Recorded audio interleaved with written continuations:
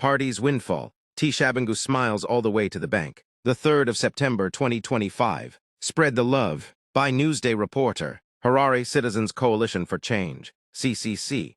Faction leader Sengiz Tshabangu is set to cash in big following confirmation that his party will receive a hefty allocation from government under the Political Parties, Finance, Act Chapter 2, 11. Justice, Legal and Parliamentary Affairs Minister ZVAITWA announced yesterday that political parties qualifying under the Act will share a total of ZI 147,600 and 82,500, approximately $5.5 million.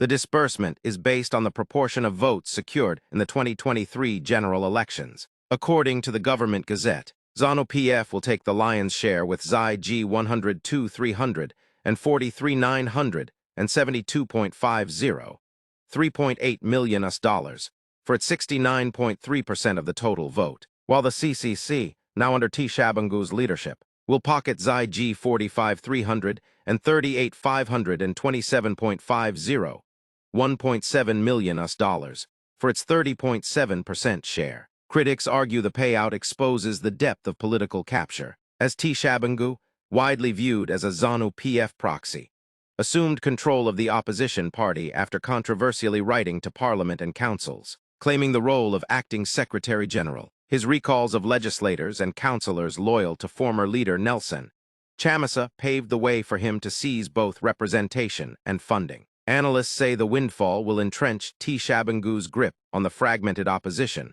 while further weakening Chamisa's camp, which has been left without parliamentary funding despite maintaining grassroots support. The Political Parties Finance Act was designed to support democratic competition, not to bankroll proxies, one commentator said. This money will go straight into the hands of those working to neutralize real opposition in Zimbabwe. Meanwhile, ordinary Zimbabweans continue to grapple with economic hardship, with critics warning that political elites are enriching themselves while hospitals, schools, and public services remain underfunded.